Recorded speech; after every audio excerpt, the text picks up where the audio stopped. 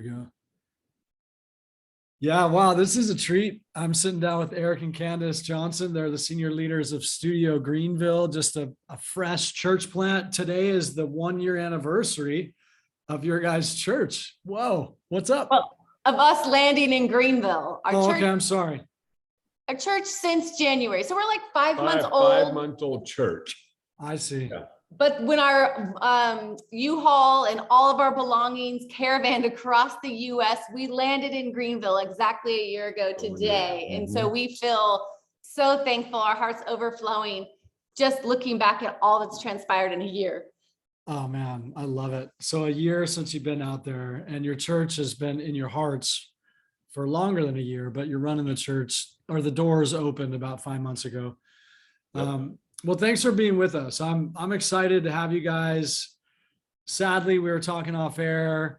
Like, this is the first time we've actually looked at each other since you moved. We've talked, done texts. This is like shameful, but we're interviewing you because we want to talk to excellent leaders. We're in the middle of this really big idea of responsible leadership, but we're trying to do a deep dive into something that I'm, shockingly surprised by, the fact that it just happens, like the impact of negative leadership, what people might call control or spiritual abuse. Like, hey, this stuff happens.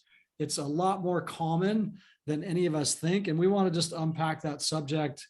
Again, we're trying to move towards the idea through a positive lens. Like, what does responsible leadership look like? And when these things happen, how do we navigate it? So,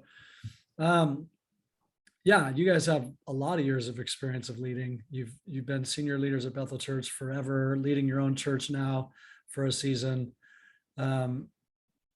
Let's just start with, we'll just crack it open right away. What have you guys bumped up into, run up against in terms of when people feel hurt by leadership, and then simultaneously the other side of the same coin, like, hey, as a leader, we actually have requirements when we're working with people. So it's a big idea, but anything that you'd like to lead with in terms of experiences or general stories. And yeah, we're not trying to name names, and because our goal is not to throw leaders under the bus here. It's to talk through, hey, this happens. How do you navigate it in a healthy way? Yeah, first of all, I personally love talking about leadership because I'm so thankful for leaders, people who take ownership, who take responsibility for more than just themselves, but actually care for people around them, want to add value to their lives, want to create a world that we all want to live in. So that's just something that I deem so valuable. And I consider it such a privilege and an honor to be able to say yes and be able to lead people. But it does come with a lot of responsibility. So it does make my heart really sad when we have these experiences, or people around us, you can tell, have been in vulnerable spaces, because anytime that we're in a position of authority, there is a level of vulnerability for those around you, whether you're the child, the student, the person being mentored, the person in the congregation, whatever environment. It can get really tender. And then the more powerful the person, sometimes that relationship and the longevity of it, just sometimes the more damaging, but also,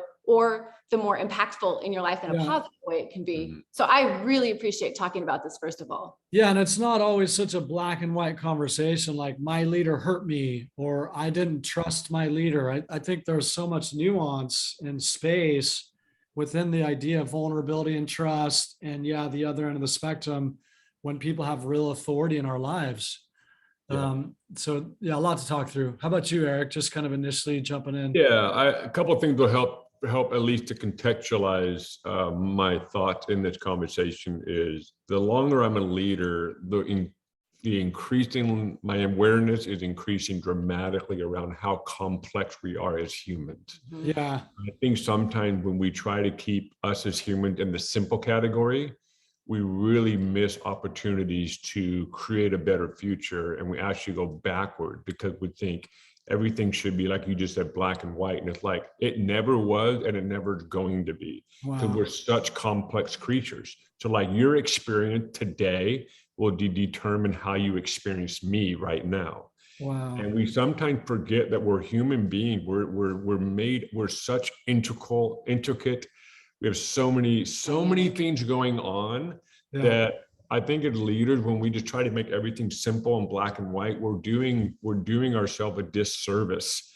We're doing our organization a disservice. So with that being said, we have to keep in mind we're really complex beings, and we're just really complex. And so there has to be room for a massive adjustment, room for growing as a leader and understanding on this conversation of influence and control. If you look at, I was just looking up the definition of those two words, they're almost identical.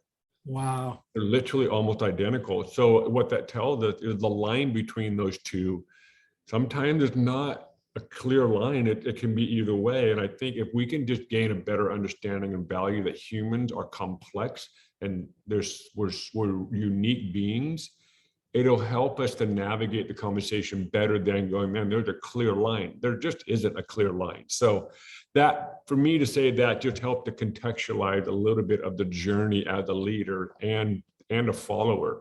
I love it. This, not I just love from it. perspective. Love it. Yeah, it's so Following. powerful. And Candace's thoughts about like, well, when someone says yes to leadership, wow, there's a lot of responsibility that comes with that. But at the heart, or there's an internal motivation of like, I actually want to serve. I want to bring strength to people.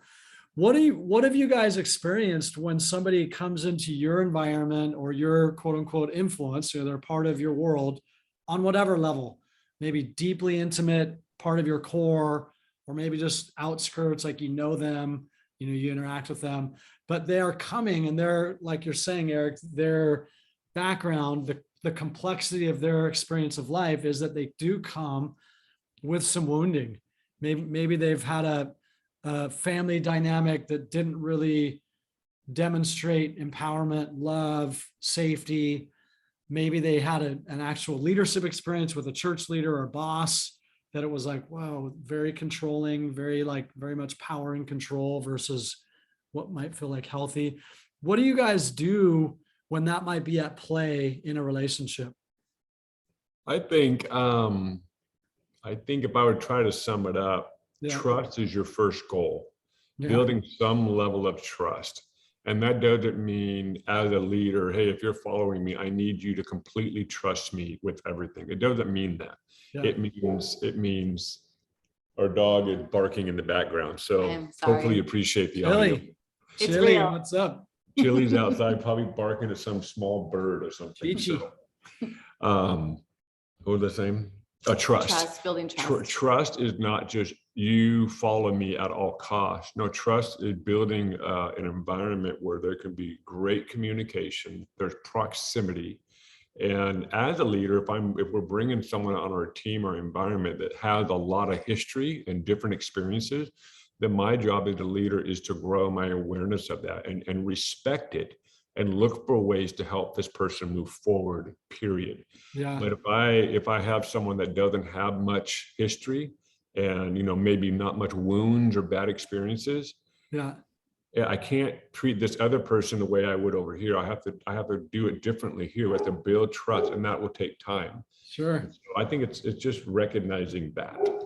I mean, in all relationships it's a process of building. So it's like putting in the foundation and adding brick by brick, and it's taking our time. And so we're in a season where we're building so much new stuff, putting a new team together, and even having a lot of people come to our church that have a lot of wounding from other church experiences.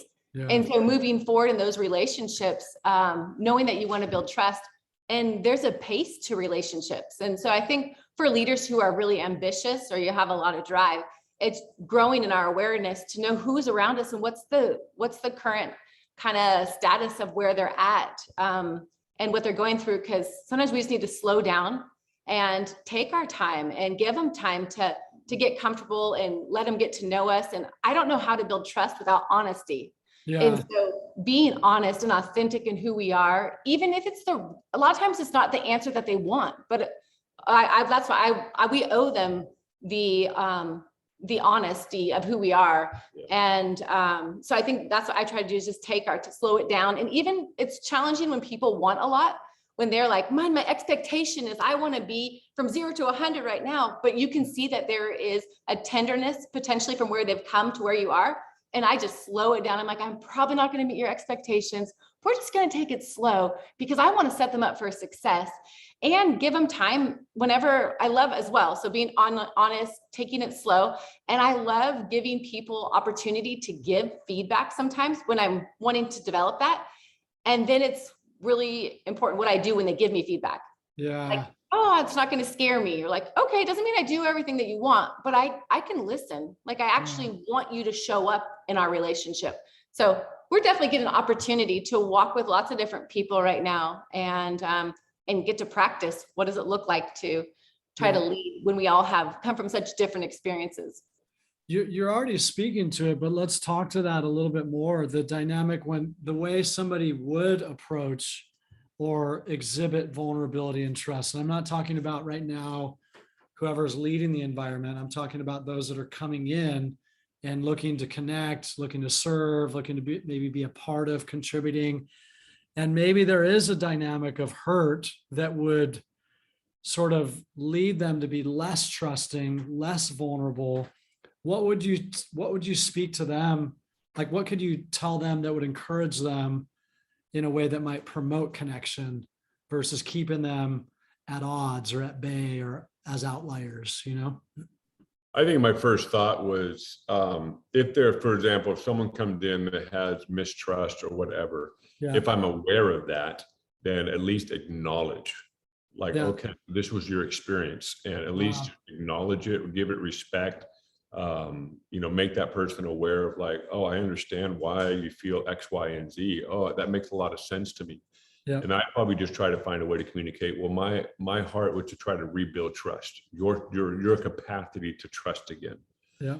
And this is how we can do that. So I try to create a pathway so that person, and we're doing that, like Candace just hit it, like we're in such a unique space right now of, about 8 or 9 months of working with an entirely new community of people and in very different ways. And it's an amazing opportunity, but with the expectation, previous experiences, everything is right there.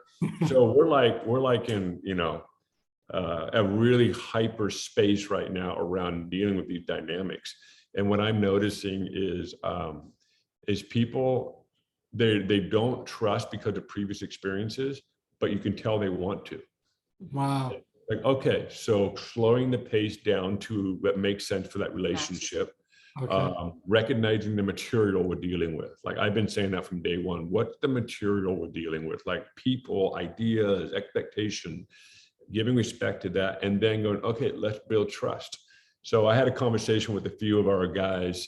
They're around my age. So they got young families and business owners, et cetera. And they've moved from other cities to be a part of studio. And this was all in the span of like a week. A couple of them are like, how you doing? Like, oh, we love it. Love Greenville, love studio. But the relationships aren't the same as they were back in, wherever they were. And I said, well, how long were you in your last city or whatever? They said, oh, 15 years. And I said, how long have you been in Greenville? They're like, 4 months. I'm like, yeah, you can't compare that to this at all. But in time. And so I think it's creating pathways to build trust. And for some people, as a leader, I got to find ways to rebuild the person's capacity to trust again. Yeah. And I think, showing up, being honest, great clarity and communication, just being really like closing the proximity, like being in proximity. And so some of these guys I'm making reference to, it's more than just these guys, but we are consistently together every week, and I can tell there's a level of trust. It's growing deeper and deeper, and so I think just that those would be some of my thoughts. I love it. Well, I love this. Before Candace starts speaking to this, I mean, this is, again, we have to talk about this because the reality is people that have been hurt, one of the byproducts is they give up on being led. Like not everybody, but some they've just checked out on, I'm going to allow people to influence me, or people with a dream and a vision to take me somewhere. And this is a big dynamic. Like we've all been designed to go somewhere, to dream big dreams, to be a part of something bigger than ourselves. And so I love what you're articulating. Like you're actually going to contextualize the relationship. You're going to do your best to be in relationship with individuals, not just treat everybody the same. Yeah, it's very inspiring. And anything you want to speak to there, Candace? Sorry. Yeah, Just, I would say that information's empowering. So if our goal is to empower people, just giving them the information, like, how do I feel about you? Because that's one of the biggest questions we all have is how do they see me, especially if you're the leader?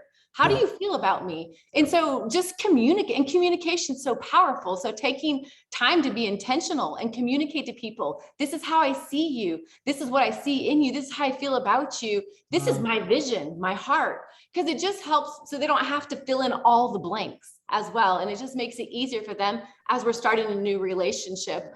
As well, speaking to the timing of things, I think that in line with empowerment, timing is huge because I've seen and I've experienced before where I jump the gun, where I'm just so passionate and they're passionate and we're like, oh gosh, we got this right now. And I give them way too much of a role for our relationship, for our history, and for our trust. And it backfires and bombs and it causes more hurt. Yeah. And so I've experienced that in quite a few different ways. I just love to take things a lot slower, even when we're building and even when we're both passionate. I'm like, okay, I think that they're going to oversee this department one day. And I could put them in there right now, but we've known each other 1 month, or we've known each other, or we've only had coffee together. We've never built anything. So then I look for ways to just go, let's do a project together. What's like a one-off thing we can do?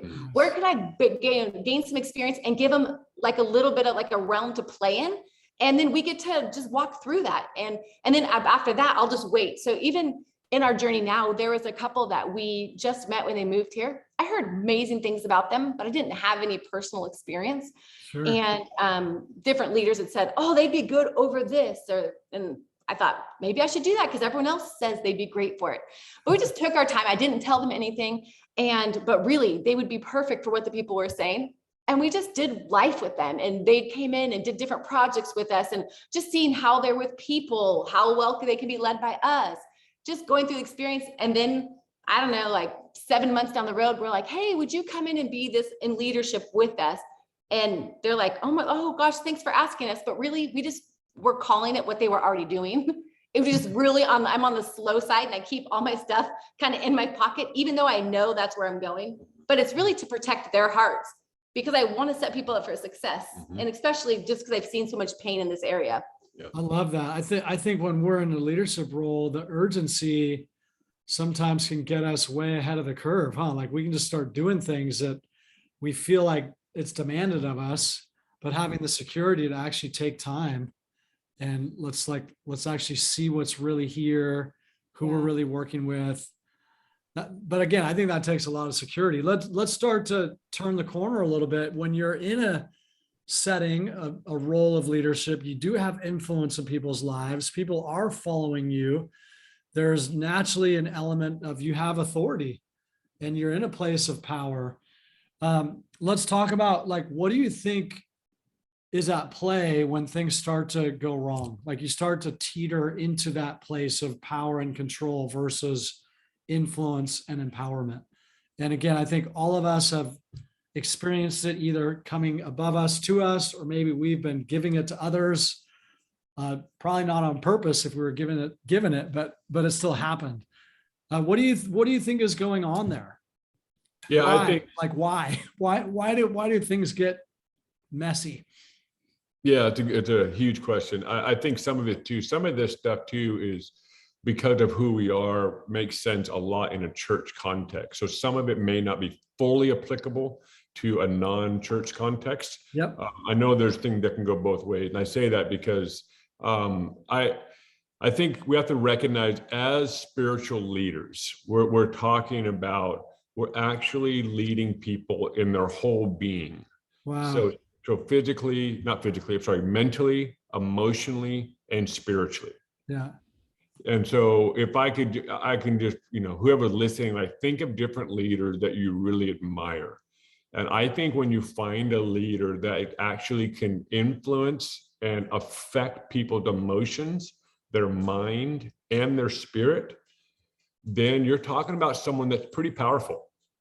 You're talking about someone that can do a lot. Wow. And I think when we look at these men and women that, that have led us in some capacity, the ones that it's like as a follower, I'm like, oh, wow, I'm allowing you to affect and shape my emotions. Like There's a connection there. And then even mentally, the way I think, my worldview, my paradigm, I'm allowing you to affect my worldview. There's some people I'm like, you will never affect my worldview. But there are certain leaders, it's like, oh, I'm letting you. And then when you add the spiritual component, then you start bringing in God, the Spirit of God. You start bringing in and which is beautiful, but it also, the older I'm getting, the more sobering I'm becoming around this reality of like, oh, wow, people are, and especially in this space right now, in this brand new space, like, and it definitely was happening with our time at Bethel, but like, oh, wow, it's not, people aren't just connecting with us emotionally and mentally, but spiritually. So it's sobering. I think it's good to stay sober on that a little bit, like just the recognition of like, there's some weight with this. Wow. And to the degree of beauty can also be the degree of chaos. Wow.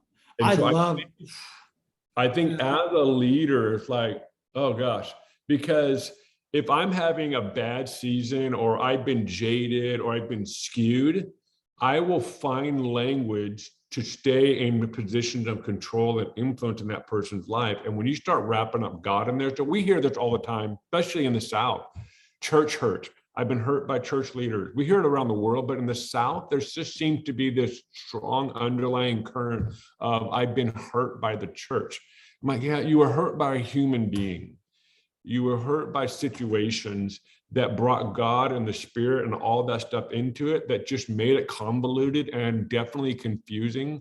And I don't want to diminish people saying I've been hurt by the church, but I also want to say, no, you were deeply hurt by a human being that maybe crossed some line and they were just unaware of. I don't know every scenario, but I think as a leader, just being aware, like, oh, I'm affecting people's minds, their emotions, and I'm affecting their spiritual realities.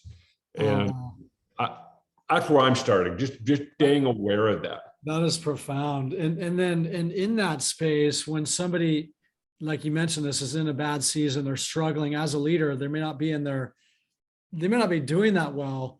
There is a temptation. You just kind of inferred that there's a temptation to maybe to keep influence in people's lives. I have to, and maybe would you say that's just coming out of an insecure place? Like, what would you say to a leader that's not doing well? Not only just, hey, be sober about your role in people's lives, but hey, when you're not doing well, don't fall into that trap of trying to keep everything going. Like, what do you do to not fall into that trap of just keeping everything going? Yeah, that's so tough because you also feel the weight of an organization. You feel the weight of people's livelihood. You feel the weight of all of that. So outside of it, you're like, that's an easy decision. We're talking about, abuse or control or whatever coined around it. But when you're in the middle of it, it's actually quite complex because you're actually doing your best to keep things moving forward for everyone. Yeah. And so I think for me, when it comes to how do you stay out of that trap, it depends on who you're talking about, the leader or the follower or the staff or the employee. Sure. I think I'll say as a follower or staff or employee, I need to be aware of my leader's makeup as a human being. Okay.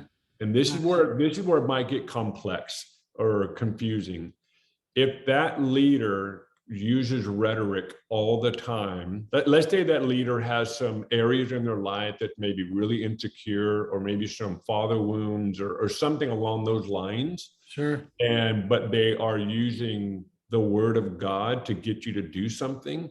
Okay. I have to go, okay, I need to take this with a grain of salt. Okay. I have to. Yeah. It's not, I don't trust the word of God. I don't trust the prophet, or I don't trust this leader in my life. It's not even implying that, but just recognizing we're talking about a human being that's doing their best to take what they sense and feel and communicate it to you in leadership or in church context, prophetic words or promises. I have to go, wait a second, this person has a certain makeup and they could be speaking through that. Sure. So that's where it gets interesting. And so I think the last 5 years, the prophetic movement specifically has gone through the ringer because of this dynamic right here. This is just an opinion.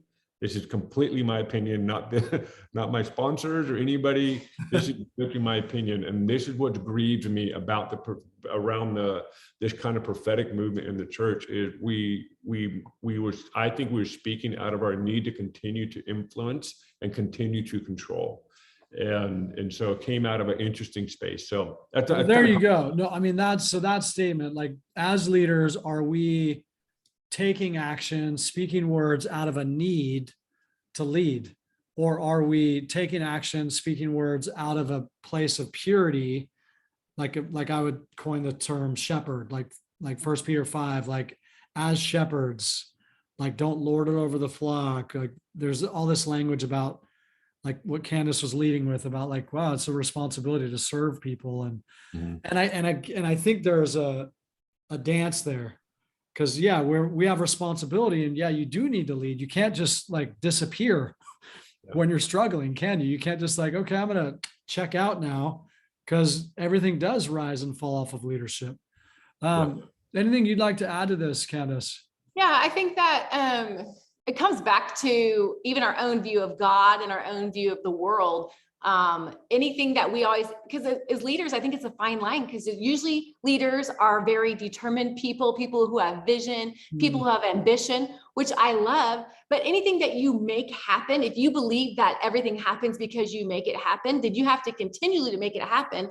And then if you lose that influence, then can you let it go? Because you have to grab onto my precious, and it's that knuckle grab activity. I love the Lord of the Rings. Yeah, you're welcome. I like that. Thank you. I saw that in Golem. Love But it's like such a desire, maybe a gift when it goes away, or maybe even a pruning happens. As leaders, how well are we at getting humble and going, yeah, God, you can have it back, or you can have that. And I think that's where we start to see things get distorted, is when instead of being willing to let go, we grab on and try to make it happen, because that's maybe what got us there, or maybe that's how we view ourselves in God. And where does trusting God come into play? Wow, that's big. I love that. And I actually think the Lord of the Rings analogy or reference is so appropriate. I think that's like a great theme for what we're talking about. People are on a mission, and they have a sense of a destiny in mind, and there's a lot at stake. I think I interviewed a gal who's on the other end of the spectrum. Like, she'd received a lot of what I would call straight spiritual abuse. And in that interview, it was just very sobering to me. Back to Eric's comment about be sober-minded as a leader. I was like, well, I don't really relate to people on my teams or even people in my church as if this is something that happened to them. I'm like, hey, everyone's awesome. Let's go. We got a vision. Let's run. And then when people are limping, what do? Is there place for people to limp, or place for people to bleed? Or is it just like, hey, get with the program. Come on. We're heading up that mountain and you're holding us back. And then all of a sudden I further perpetuate that wound. Yeah. Yeah. Wow. So how about, I don't know, anything from your guys' journey in terms of that? Just we're leaders, and we're constantly relating to leaders, relating to people who are following us. What have you guys learned in the sense of when it might be getting squirrely with a leader that you're supposed to lead? What would a process look like for somebody to try to navigate health there? Like taking a swing. I would say some indications to be aware of. If you're having psychological ups and downs frequently with this person in whatever direction we're going, pay attention to that. And what I mean by that, like, I feel like there's a lot of, it's almost like an internal psychological thriller, just up and down, like, okay. And we just, it's that whole thing. Pay attention to that. A lot of emotional roller coasters with an individual. As well as just even the spiritual dynamic. I think that those are important indicators. Yeah. Like, wow, I feel like we'll just keep going around the same mountain with this individual, whether it's my leader or someone that I'm leading. And I'm like, okay, I feel like it's going back and forth. And I don't mean like in a 2-week span of time. I mean, in a decent span of time to go, okay, we keep having these, like, something's going on here. Then I think it needs to be brought up. There needs to Yeah. be some level of communication. This is how I'm experiencing you, Yeah. or how are you experiencing me? Yeah. My personal experience is that happened a lot, but Yeah. nothing fully changed Yeah. to my experience. Sure. And that's why we had to make some changes. Like, okay, Yeah. I don't know what else to do. I've exhausted all my ideas. I've Yeah. exhausted every possible avenue. The way I kind of live my life is I don't want to make a big decision and then go, oh, I should have tried this. I have any level of regret. So for me, like, I want to make sure I do everything that I would ever do plus some. So I will never regret a major decision at some point if it came to be that. Yep. And so for me, I think it's the reality of like, okay, I feel like psychologically up and down, it's all over the place, emotionally or spiritually with an individual. Yeah. Okay, we got to talk about this. Like, what's going on here? Like, how you experience me, and this is how I'm experiencing you. So that would be a starting place for me.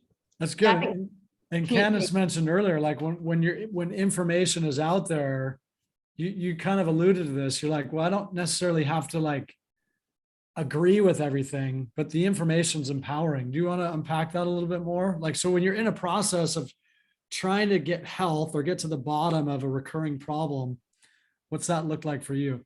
Oh, that big word, confrontation. Like these are things that are easy maybe to read about or even skills to learn, and then doing it when there's heart involved, emotion involved.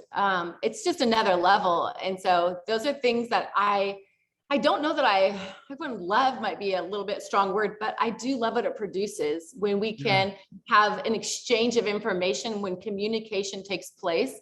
And people show up. It's a beautiful thing. And if we can create environments where there is some safety or trust, it's amazing. That's not always the case. And then it just requires a tremendous amount of courage.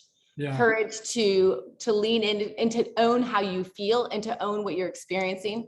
So I would say communication is really the starting place for any of this to transpire. And then the second would be just the ability to acknowledge and to own where you're at and what you're experiencing, not to blame.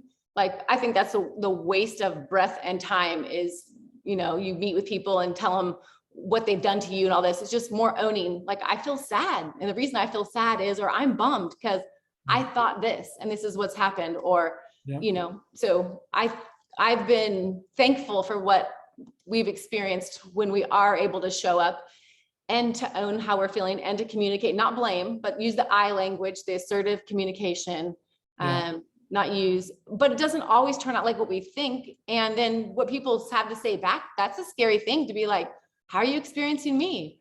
And it isn't always, we don't always agree with them, but it's a great spot for actually trying to solve something. I don't know how to solve things, but actually coming closer, drawing near and communicating.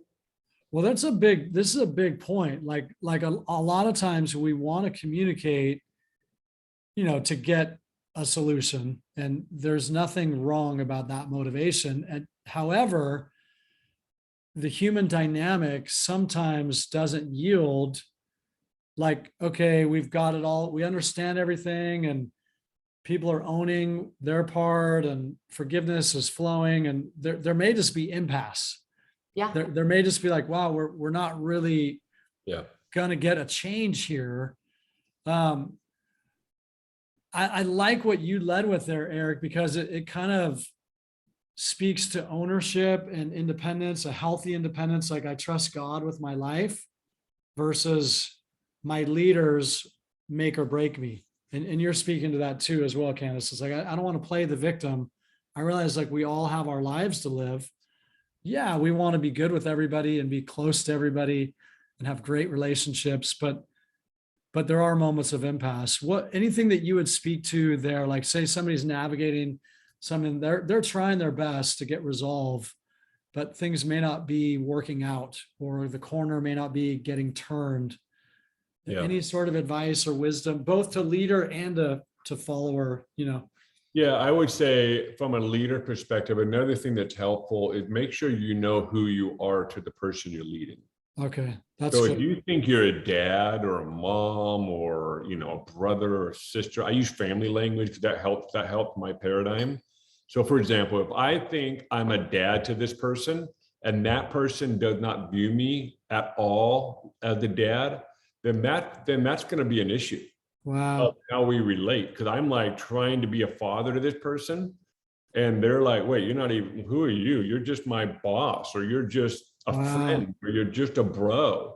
Oh God, Wow. well, that's going to change a lot of these dynamics. Wow. And so I think as a leader, it's really important to recognize who you are to the people. Now, titles are wonderful, but when you come into conflict, titles often don't.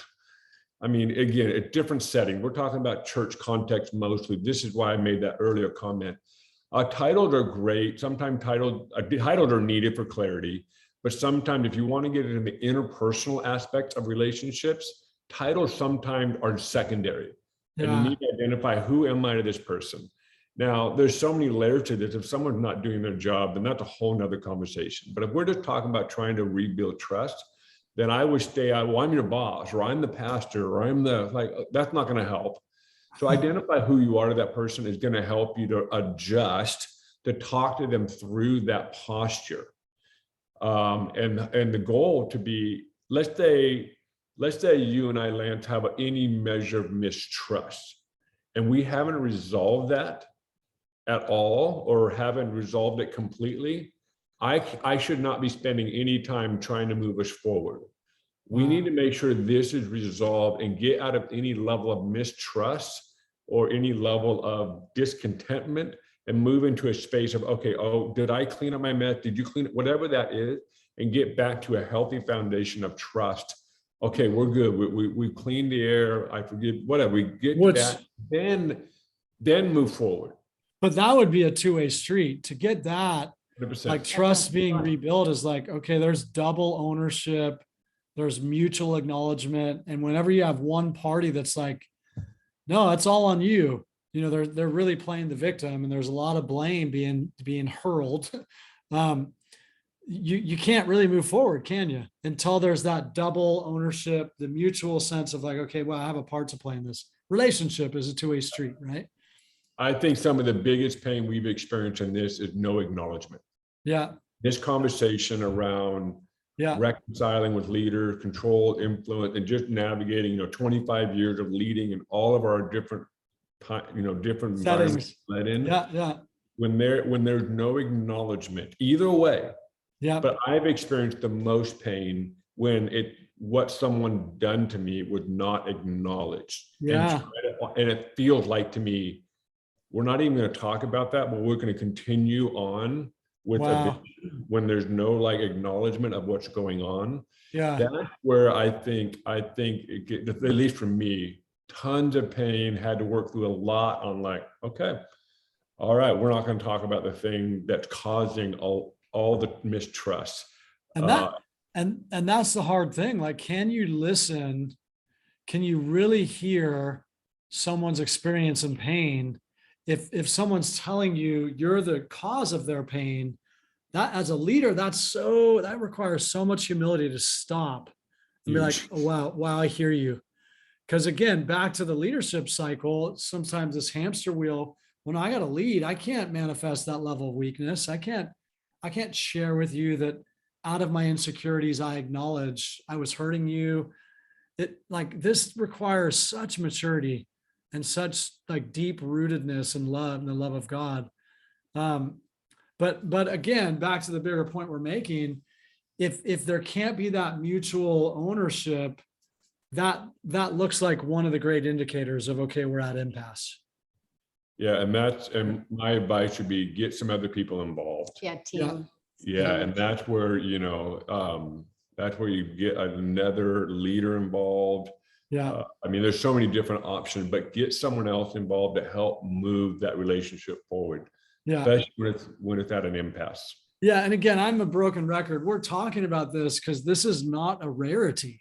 I'm not bringing up something that happens this happens to so many humans. And you're mentioning faith dynamic, a church, but I know it happens in professional settings, church settings. it's kind of a bummer that I'm inspired to talk about this because it's kind of a negative subject, but I think we should be talking about this. Like, this I agree. is really helpful. Yeah.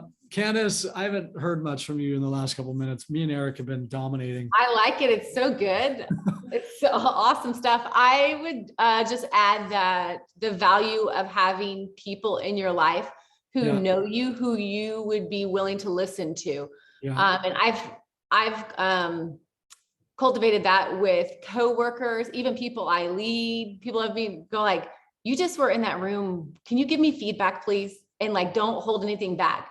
Like, was I short and rude, or was I, because this is what they're saying. And people will be like, your face was a little like that. I'm like, okay, I need to hear that, And so, but I give the permission, like, I'm not going to try and dismiss or justify anything away. I just want to listen to you and I trust you.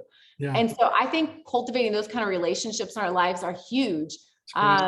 People who are involved in this stuff, in what you're doing in your teams and how you're leading, not people removed, I think, are really valuable as well, because then they're not involved in it. But sometimes people who are in those boardrooms or in those team dynamics, and just asking for some feedback where there's not going to be any repercussion. That's been very valuable to me. And I feel safer when I know leaders have that. I love that. Yeah, gosh, so much gold here. I really appreciate you guys sharing. And again, I mean, you guys have just been high-level leaders for a long time in multiple environments. You've worked with so many different teams, so many different experiences at at like a kind of a quote unquote grassroots person-to-person level to like, large scale organizational stuff and everything in between. So I just think you have so much to speak into here. Anything I haven't led you towards that's on your mind that you want to share as we're getting close to wrapping up? We have shared a lot, and it's all been gold. So if you don't have anything else, it's fine, but I don't know if there's something else. Yeah, I think for all of us as humans, as followers, as leaders, always important just to look at, like, where does our source of life come from? Because sometimes we get so wrapped up in what we're doing, and even in wanting to steward well everything. And there's just the pressure and the weight of it, as well as the drive and desire. But really ultimately coming back to like, who is God and who am I? And who provides for me, and where's my source of life come from? So then we don't get stuck or trapped in things that are unhealthy. I think sometimes people come to us and they're in really unhealthy dynamics where I would be like, get out, what are you doing? But I don't know that they feel the permission of like, well, where's my paycheck going to come from? Or what about, that's my father or mother, or that's a leader in my life. And it's like, well, who ultimately provides for you, and where's your source of life? He will continue to provide for you. Like, you do not need to stay in an unhealthy spot unless the Lord is telling you to. Sometimes it's like fear keeps us in those places, and even maybe misplaced, not just trust, but misplaced even authority, like where God is ultimately our source of life. Yeah, that's good. And so even as leaders, when we're making decisions, what we should be doing, that we would come back to a place of humility to understand that we're not God. The people that I am working with, they're not God either, but they're just a leader, a beautiful leader in my life that is powerful, and I've given them a place in my life. So just making sure we recognize who we are and where the Lord is at in our life. It's good. Love that. Yeah, I think another caveat is, and this is happening in society right now, the word trauma, the word abuse is used very loosely compared to where it was just maybe a decade ago. Yeah. And the only reason I bring it up, and if anyone's listening to this that has experienced any of this, my goal isn't to diminish your experience. So I do have a point to make, and that sometimes the word trauma is used when, no, that's not trauma, that's something else. It doesn't mean your experience didn't happen, or even the word abuse. And so I think we do need to recapture, what does trauma actually mean, and what does abuse actually mean? Because when it's used so loosely and broadly, especially in today's environment, and with the cancel culture so strong, all those things are just like, it's very complex to be a leader, because you're like, I don't want to make a wrong move. And it's very challenging. And so I think, there has to be some really great, intelligent, informed conversations around. It doesn't mean it wasn't traumatic. It just means, I don't know if it's trauma or that's not abuse. So Yeah. I don't know if it's making sense, but I think it's important to just throw that into this Yeah. because it's used so loosely now. It's like, wait, oh no, I can't even look at you, and that's called trauma now. Or I like, oh, whoa, time out. We gotta make sure we understand what those words actually mean. Yeah. And then the other thing I would throw in there, influence and control. There's a positive definition and there's a negative definition of both those words. That's And good. so, you know what I mean? So I think for some of us, depending on our experiences, influence is probably the positive one and control is the negative one. I'm like, we're controlled by our own values that so like control actually, there is a place for it. So I Yeah. think we just need to be really more informed, intelligent about these words that we use as we're leading and engaging with people instead of throwing them around loosely. Like, no, that's not, yeah, you had a bad experience, but I don't know if I would call that spiritual abuse. Yeah. That would just be a really bad experience. So I don't know. Yeah. I feel like that just needs to be said in this Good. because we just live in a day that's complex. Yeah, I love it. Well, I think that's one of the byproducts of it, like the pendulum swinging towards self-care, is there is a dynamic of like I'm a victim. Instead of thinking more like community, broad, how my life is kind of interdependent with other lives, and we still have a lot of responsibility. And yeah, anyways, really good thoughts. I'm so happy we're having this conversation with you guys. And yeah, back to the Justice Collective world. Like I feel like this is a really important conversation. We'd definitely love to hear feedback, comments. If you guys have stories you want to share, comments you want to make on the conversations we're having with leaders. Again, our hope is to learn. I mean, we want our eyes to open, we want to become educated. And if there's some inspiration that comes as a result, that's awesome. But we do trust that there's some healing happening as we're opening the subject. It's worth talking about. So appreciate your time, Eric and Candace. I love you both. Love you too. I'm really thankful for both of you. I love who you are, the kind of leaders you are, what it is you guys steward. You're such an example to a bunch of people, but for me, you're an example for me. So I love you. Enjoy the South. I got to get out there and visit that place. Yes, you do. And with that, we're going to say goodbye. What's that, Candace? Nope, I just made a chuckle. Eric said, yeah, you do. And we love you, Lance. And we just are so thankful to get to interact and talk with you. And we so appreciate you. And way to go talking about everything. Right on. I appreciate that.